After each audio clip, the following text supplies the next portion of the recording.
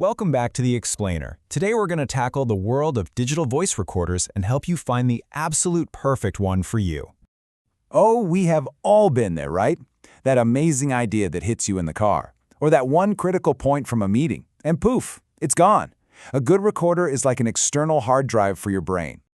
So, the big question is, how do you choose the right one?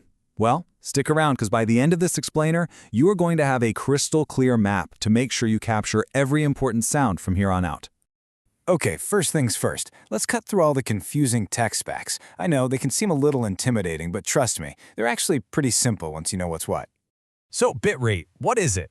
Honestly, the easiest way to think about it is like the resolution of a photo. A higher bitrate means you're capturing more data every second, which gives you a richer, way more detailed sound. It's basically the difference between standard def and high def, but for your ears. Next up, file formats. You're going to see two main ones, WAV and MP3. A WAV file is completely uncompressed. Think of it like a raw photograph. It captures everything, which gives you total flexibility if you're editing a podcast or mixing music. An MP3, on the other hand, is compressed, kind of like a JPEG image. It saves a ton of space by cleverly getting rid of sounds our ears can't really detect anyway, which makes it perfect for just taking notes. All right, now that we're speaking the language, let's figure out which camp you fall into, because the best recorder in the world is useless if it doesn't match what you actually do. And this right here, this is the most important step. Seriously, are you just trying to capture thoughts and lectures for yourself? Are you producing content for other people to hear? Or are you looking for a smart assistant to level up your productivity? And this table just lays it all out so clearly. The note taker, with something like a Sony, is all about grab-and-go convenience and a battery that just won't quit. But for the creator, using a Zoom H5, for example, it's all about getting that perfect, high-fidelity audio and being able to plug in professional microphones. Totally different priorities. And then there's this. This is where things get really cool. A whole new category is emerging, the AI-powered Pro. Devices like the Plod Note don't just record audio, they process it. They can instantly turn a long meeting into a text transcript, pull out a neat summary, and even list the action items. We're talking about a tool that saves you hours of work.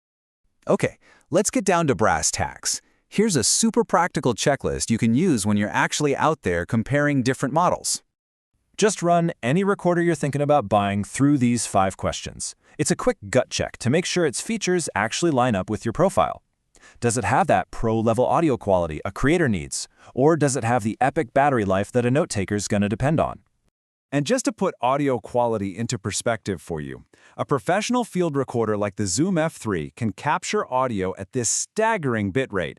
That is a massive amount of audio information, which gives sound designers and filmmakers incredible freedom when they get into editing. This quote just drives the whole point home, doesn't it? The Sony is a fantastic little recorder for taking notes, but as this tester found out, you wouldn't want to produce a professional podcast on it. It's all about matching the tool to your ambition. All right, let's shift gears and talk about that absolute worst-case scenario. That heart-stopping moment when you realize you've just deleted a recording you absolutely cannot lose. What do? It's a truly gut-wrenching feeling, but listen, don't panic. In a lot of cases, that file isn't gone forever. When you hit delete, the data usually just sits there on the memory card, invisible, until new data overwrites it. The absolute key is to act fast. So, step 1, and this is the most important, stop using the device immediately. Don't record another second. Then, connect it to your computer and let a recovery program like Disk Drills scan the drive. You've got a really good shot at getting that file back. And here is a massive pro tip. When you find and recover the file, save it somewhere else. Save it to your computer's desktop, anywhere but the original memory card. If you try to save it back to the card, you could accidentally overwrite the very data you're trying to rescue. So, there you have it. You've got the map, you know the jargon, you know how to find your profile, and you even have a rescue plan for emergencies. The only question left is, what amazing sound are you going to capture first? Thanks for joining us for this explainer.